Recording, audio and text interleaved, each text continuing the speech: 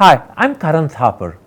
Over the last few years, I hope you've been watching my program, The Interview on the Wire. During that period, I've interviewed doctors, politicians, businessmen, scientists, authors, and even the occasional Nobel laureate. For me, it's been exciting. I hope it's been enjoyable for you. But these, as you know, are tough times, and if this program is going to remain bold, independent, and sometimes even defiant, then I think we need your support. At the end of the day, it's a truism, but editorial independence is best defended by the viewers. So if you would like this program to remain the way it is, forthright, outspoken, and interesting, then would you consider supporting us? All you have to do is to click on the description at the bottom. But more than anything else, I hope you will continue to watch the interview. Your viewership means an awful lot to me.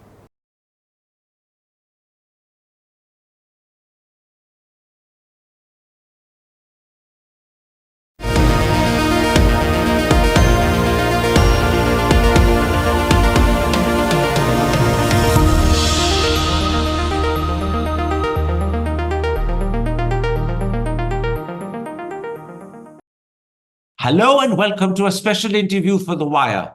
110 days after the start of the Israel-Hamas war, is it in danger of spreading across the region whilst prospects of a ceasefire continue to remain dead in the water?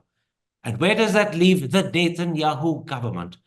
Those are three key issues I shall raise today with one of India's greatest experts on West Asia, former ambassador to Saudi Arabia, Oman, and the United Arab Emirates, Talmiz Ahmad. Mr. Ahmad, let me start by asking, how do you view the 110-day-old war on Gaza, in which over 25,000 have been killed, nearly 65,000 have been injured, and 1.9 million people displaced? Do you accept Israeli Defense Minister Yoav Gallant's claim that the intensive phase of the ground offensive in northern Gaza has ended and it will soon be over in the south as well? Or do the facts belie that claim? Israel has shown its ugly face to the international community. For several years, those of us who have followed the region have been familiar with it. But because of its propaganda machine and the support it enjoyed from the United States and the Western media, the ugliness of the Israeli occupation, as also the extreme right-wing policies at home, were actually camouflaged. What you are seeing today is an extraordinary assault on the helpless people of Gaza and a kind of mass killing which has no strategic objective whatsoever. They have also completely failed to kill or apprehend a single Hamas leader in Gaza over the last 3.5 months.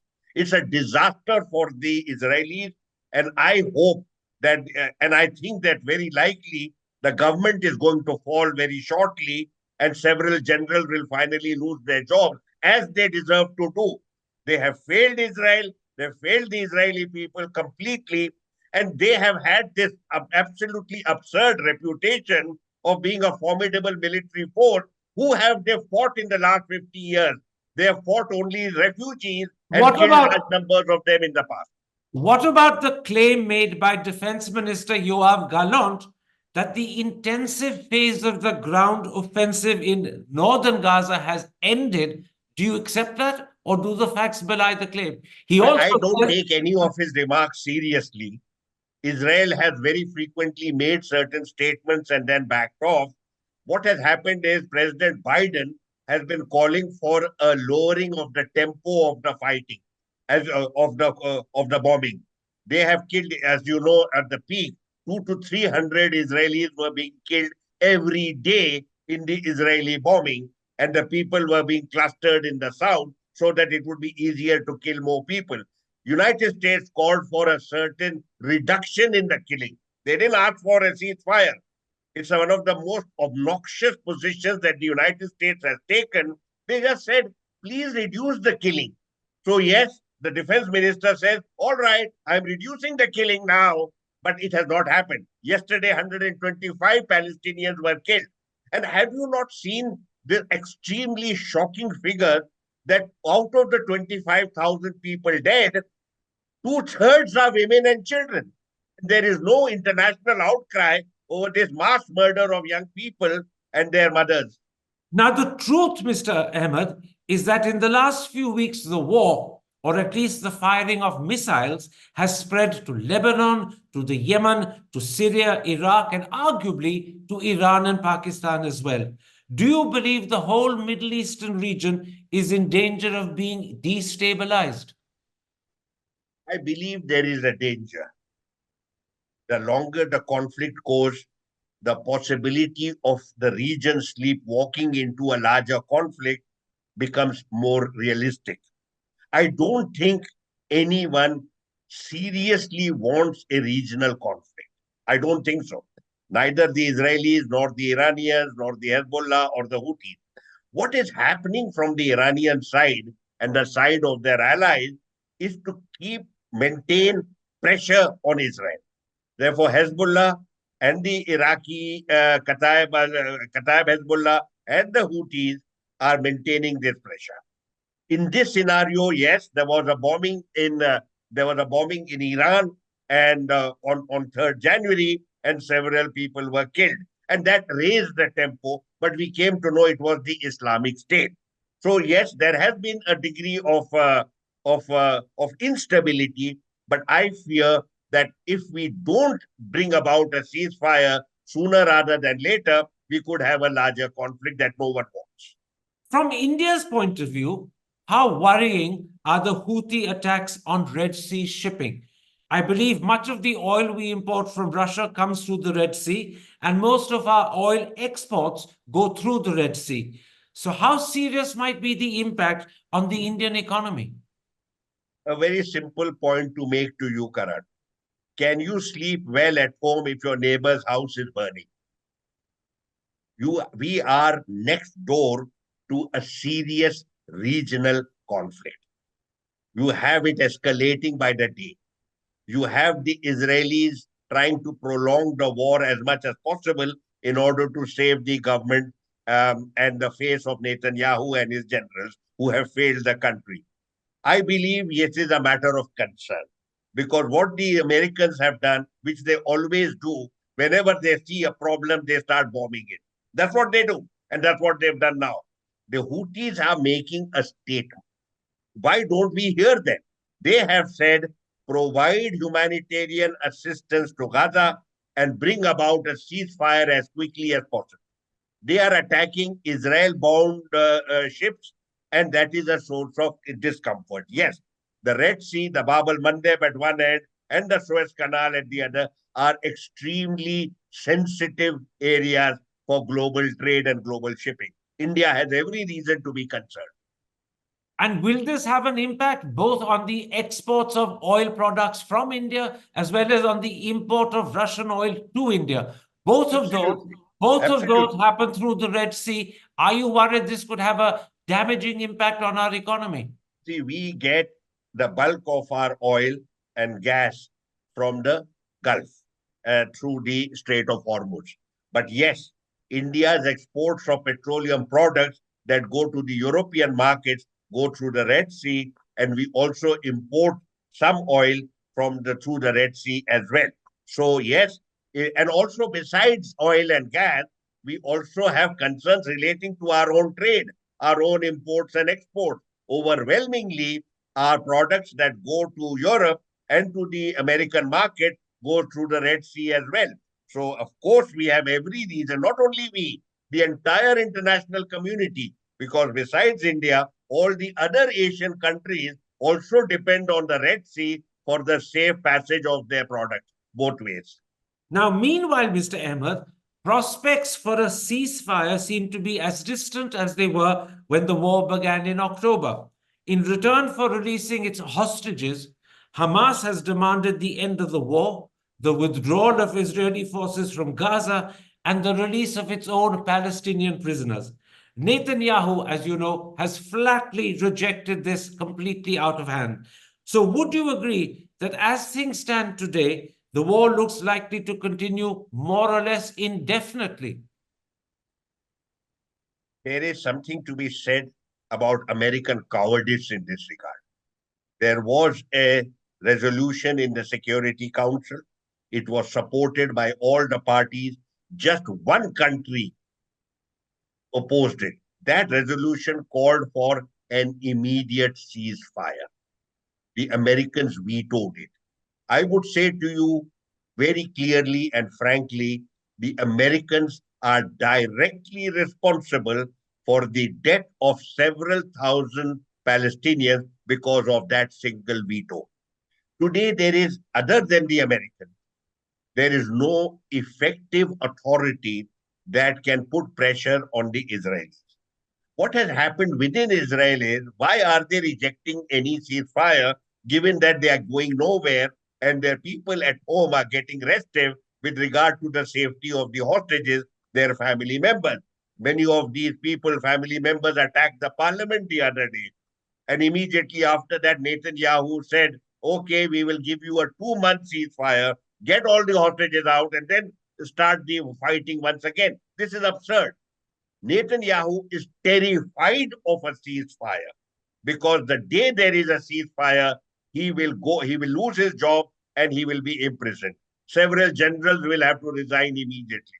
There is therefore a vested interest on the part of the Israeli authorities to ensure there is no ceasefire. They want to declare victory. They want the head of at least 2 or 3 or 4 Hamas leaders. That hasn't happened so far, but they are continuing with that. Americans seem to be complicit with regard to this agenda. So yes, you are absolutely right. In this scenario of absolute cowardice on the one hand and murderous impulse on the other, we don't see the prospect of a ceasefire. Now, the key question is, are significant differences emerging between Washington and Tel Aviv? President Biden has repeatedly called for a two-state solution, but in response, Prime Minister Netanyahu has reiterated, and he did it just over the weekend, that Israel wants security control over the entire area west of Jordan. That's west of the Jordan River. And this area, as you know, encompasses not just Gaza, but the West Bank as well. So clearly, Netanyahu is ruling out a two-state solution, whilst Biden is repeatedly insisting that is the only solution. So are critical, important differences emerging between Washington and Tel Aviv? Absolutely. Netanyahu has built his political career by adopting a tough posture as far as the Palestinians are concerned. This has kept him in office over a period of time as the Israeli population shifted more and more to the right wing. This effort of Netanyahu has culminated in the formation of Israel's most right-wing government, so that hardcore racist elements who viscerally despise Arab people are in government. One of them is the finance minister and the other is the national security minister. There is no way there is no way Netanyahu can accommodate a two-state solution so long as you have the right wing in his government. He is in power because of that extreme right wing. So there's no way he's going to accommodate that. I have also noted with some concern that Biden, after having insisted on the two-state solution, backed off and said, oh, it doesn't have to be a sovereign state. It can be a demilitarized state. Can you imagine, after 75 years of conflict, the Palestinians are going to be fobbed off with this idiotic, emasculated state that the Americans are talking about? Can I intervene there? There's no question about Hamas accepting a demilitarized state, but then on the other hand, Hamas is not intended to be around either. So Hamas's views will not be of concern either to Biden or to Netanyahu. But what about the Palestine Liberation Organization? And what about the Palestine Authority? Might they accept a demilitarized but sovereign state? Sovereign states can be demilitarized. Would they accept that? Because it would be one way of getting a two-state solution. The Palestine State Organization you are referring to doesn't exist. Today you have two entities which are part of the old PLO. One is Fatah that rules the West Bank, and you have Hamas. We have not had elections to the Palestine Authority for the last 15 or 20 years. The greatest fear that the Palestine Authority, ruled by Mahmoud Abbas, has, alongside Israel and the United States, is that Hamas is going to win a popular election and take control of both the West Bank and the Gaza Strip.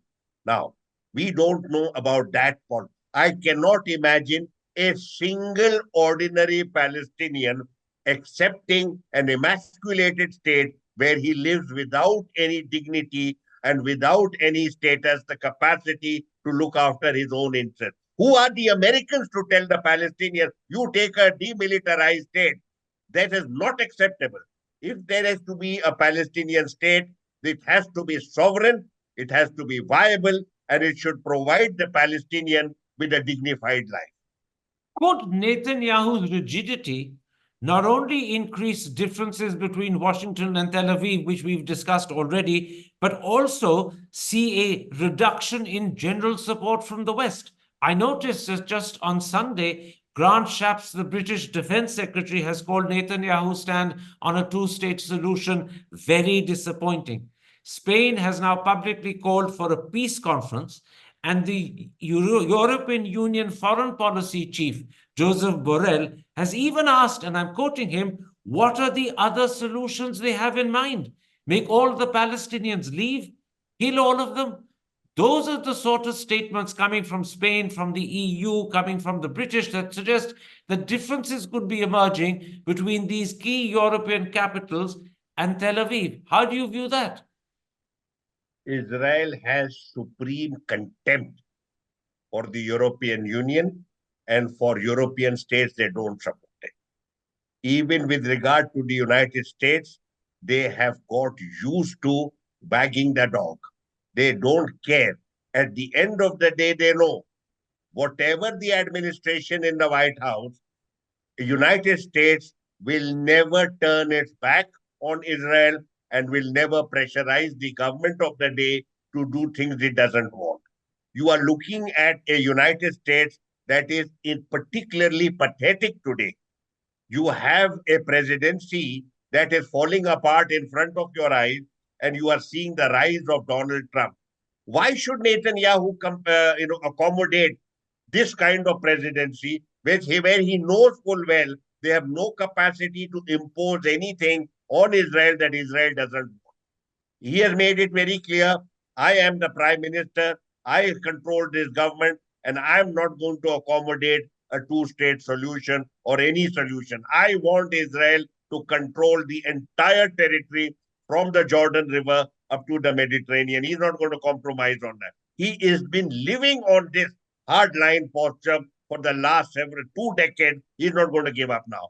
But then you're suggesting, when you say that Israel has supreme contempt for the European Union, and again, when you say that the United States will never turn its back on Israel, and why should Netanyahu care about a troubled Biden presidency when Trump is rising steadily in the Republican ranks, you're suggesting that Israel has the capacity to thumb its nose at the Americans and the Europeans. It's powerful enough to get away with that.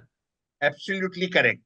In the last 30 years, I cannot recall a single instance when the Americans have put pressure on Israel and got the Israeli government of the day to do something it did not want to do. Not once in 30 years. For all the noise and the sound and fury in Washington, Israel is the one that controls policy. You are aware that even when you have had democratic governments in Washington, Israel has been able to ensure that US policies in West Asia completely accommodate Israel's interests. Do recall the dual containment policy of the 1990s. Do recall the assault upon Iraq in 2003. All of these were promoted by the Israelis. Also, the JCPOA, Netanyahu has said it is he who persuaded Donald Trump to withdraw from the JCPOA, the nuclear agreement. It is Israel that runs US policy in West Asia, not the other way around. Okay, what about then within Israel itself? Are fissures appearing within Israel's top leadership? The New York Times in an article as recently as the 21st, just 3 days ago, reported that 4 senior military generals in Israel have expressed doubts about Israel's capacity to achieve its war objectives of eradicating Hamas and simultaneously freeing the hostages. More importantly, Gadi Eisenkot, a former Israeli army chief who's a member of the war cabinet, has said it's an illusion to believe hostages can be rescued alive through military operations, which is precisely what Netanyahu is attempting to do. So, are there fissures and divisions opening up within Israel's top leadership? What you are seeing now is Israel in disarray. The kind of self-confident, all-conquering image that you had of Israel and its leaders has simply vanished from the screen. It's not there. You have today people running around, scurrying around, very deeply divided within themselves, totally confused, and no clue about what to do to handle the mess that they have got in. You have numerous voices coming from different sources, but no clarity. What do the Israeli people want? We don't know. There are articles that say the Israelis are now so alarmed by what happened on 7th October that they want no accommodation with the Palestinians. That's number one. They are broadly supporting Netanyahu. But no, that is also not the case. They blame Netanyahu for the mess that he's got into and they wish that he would go away. But then you have the right wing. The extreme right wing is not going anywhere. They have become even more right. Then you have the so-called moderates. You have Benny Gantz, and you have Yair Lapid, and you have Eisenkot. You have these people also tough on the Palestinians, though they would like Netanyahu to go away. But they don't have any capacity. You are looking at an election in June or something. By that time, you need to have a ceasefire. Finally, you have the cruel dilemma of what do you prioritize? Is it the safety of the hostages and their safe release? Or do you prioritize the so-called destruction of Hamas? All of us know Hamas is not an army, it is a movement. It is a movement that is political in character as well as and it has a military arm. It enjoys extraordinary support all across the Palestinian community. It's not going to be eradicated. This remark you make that I will eradicate in 3.5 months, when you have killed 25,000 ordinary Palestinians, you've not killed a single Hamas leader in Gaza.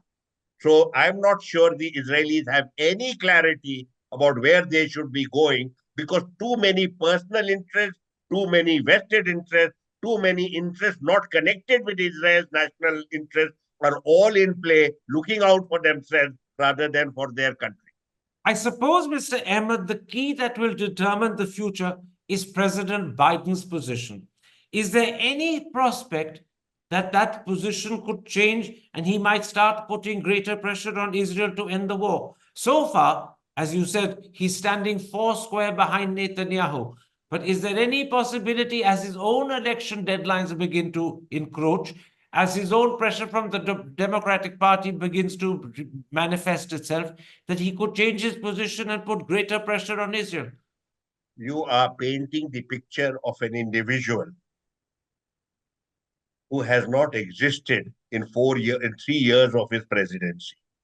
He has never shown even once any element of leadership, any element of commitment, any element of drive, any clarity of vision on any subject whatsoever, least of all in regard to West Asia. Look at the remarks that he has made. If I could use one word for him, I would use the word pathetic. He is the one who immediately, as the attacks occurred, rushed to Jerusalem, stood by Netanyahu, and said, "We give you full support." At that time, Israel bombed a hospital and killed about 200 and odd people. He bought the Israeli argument that it was Islamic Jihad who blew up their own hospital. Since then, every day, American planes are carrying defense supplies to the Israelis. And an Israeli general has said that if these planes didn't come every day, we wouldn't be able to fight at all. So the defense equipment is constantly coming in. There now you come. There has been a veto of the nuclear of the UN resolution. You also have the United States constantly scaling down their so-called demand for a settlement. I have already mentioned to you that the Biden administration initially said two-state solution. Then he backs off and says, "Oh, I'm really talking about a demilitarized state." There are so many demilitarized states. Yes, they are there in the South Pacific. They are there in the Marshall Islands. They include Tonga.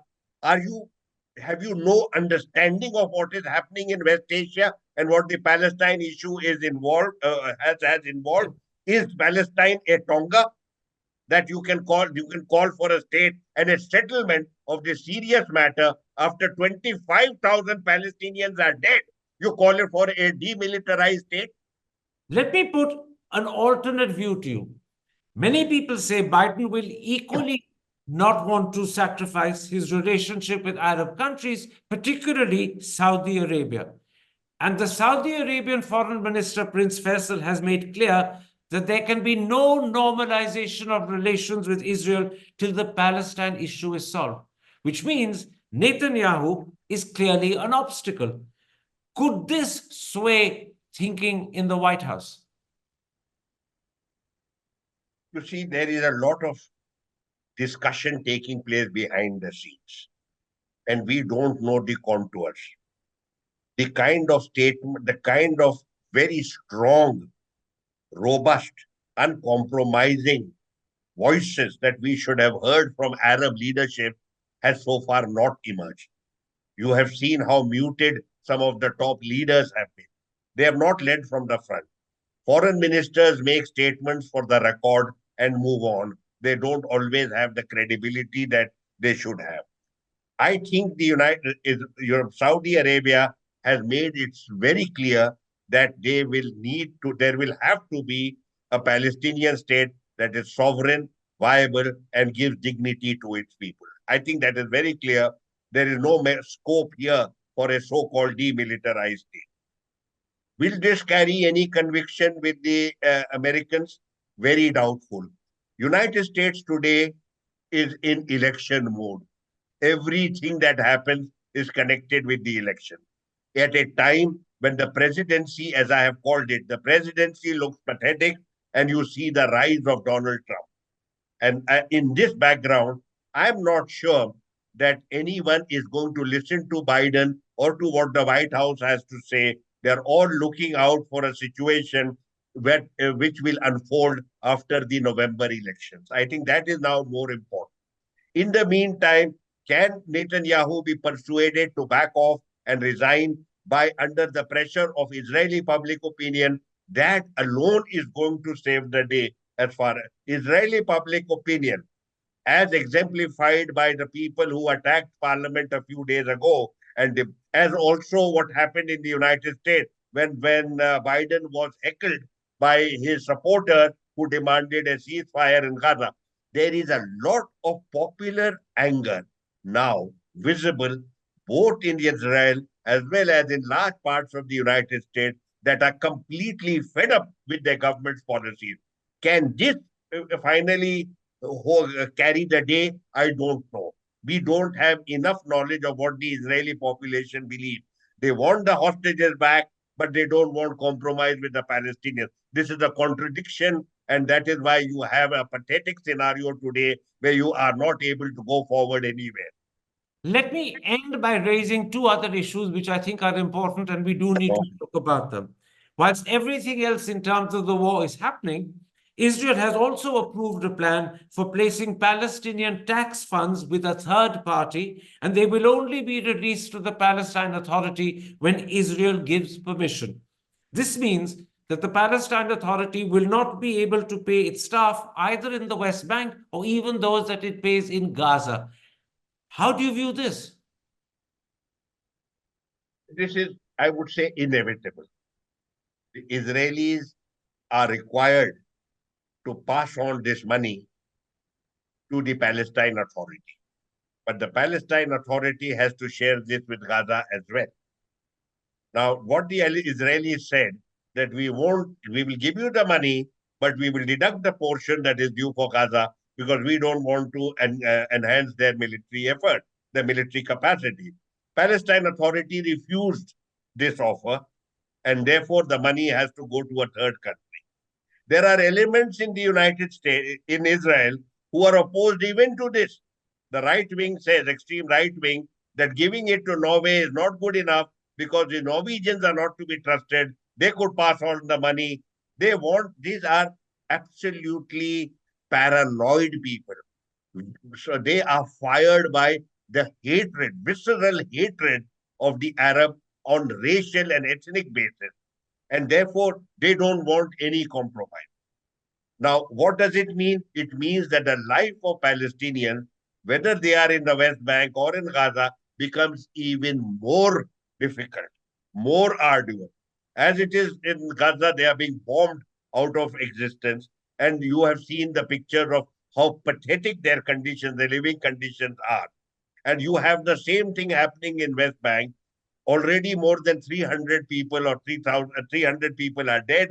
Several thousand people have been arrested. And of course, there's already a miserable life. So the Israeli feels that if I can keep on pressurizing these people, they will collapse. He's wrong. It's not going to happen. The Palestinian is already used to extraordinary privation. He is not going to give up his principles because he's pressured by this Israeli government. Finally, Mr. Ahmed, recruitment for Indian workers to go to Israel and where they will take the jobs that Palestinians used to perform earlier on has started. It's also happening in Sri Lanka, it's happening in India. In these two countries, the BBC and Al Jazeera have both confirmed that it started. How will Arab countries, some of whom are strategic allies of India, view this? More importantly, could this have an adverse impact on the Indian diaspora working in West Asia? I see this Israeli overture with regard to recruitment as a propaganda piece. I don't take it very seriously. I don't think Israel has a capacity to hire too many people from abroad. If they do, it'll be a few thousand people. I don't think it is a serious overture. It is a way of making Israel attractive in countries where they are today facing a negative situation. They are looked at negatively. What did Israel ever do for the Palestinians? They hired 20,000 people from Gaza. That's all. 20,000 people from Gaza. And there were 60% unemployed. If these people go, I don't believe the numbers will be very significant. You have seen some of the statements which are coming from these extremely sad characters in Haryana who are saying, Saab, हमारे पास नौकरी नहीं है तो हम जा रहे हैं. That means that the indictment here is about our own situation, our incapacity to provide employment to them, which is why they are going to a war zone. So I would say there is nothing serious. What about the reaction of the Gulf countries? As of now, I don't believe there will be any reaction. There is no way Israel can do anything which will impact on the recruitment, the preferred recruitment of Indians. We are 8.5 million there. We are not going to, we are the number one community in every country of the Gulf. Would this over a period of time create difficulties for our community which is resident there? Difficult to say. It has not happened in the past, but you never know.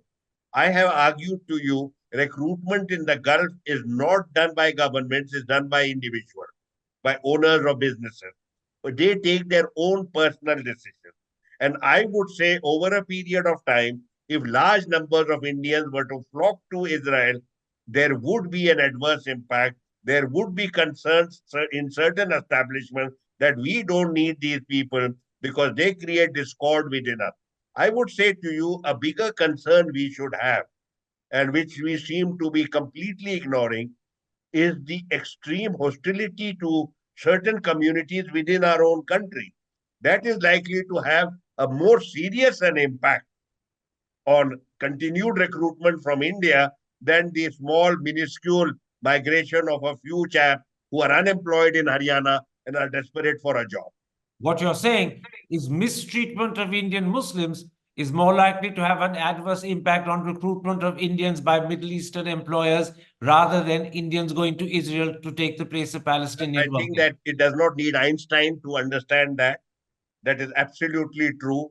I feel very sad that large sections of our own community don't realize the implications of some of our domestic policies that might have on our image abroad and on the welfare of our communities abroad.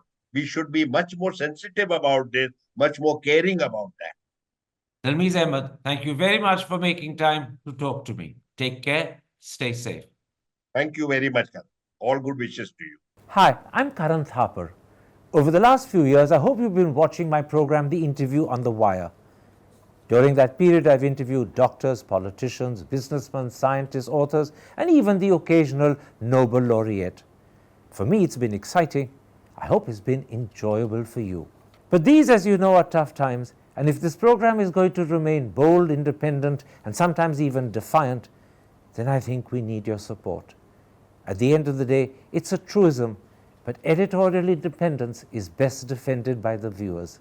So if you would like this program to remain the way it is, forthright, outspoken, and interesting, then would you consider supporting us? All you have to do is to click on the description at the bottom. But more than anything else, I hope you will continue to watch The Interview. Your viewership means an awful lot to me.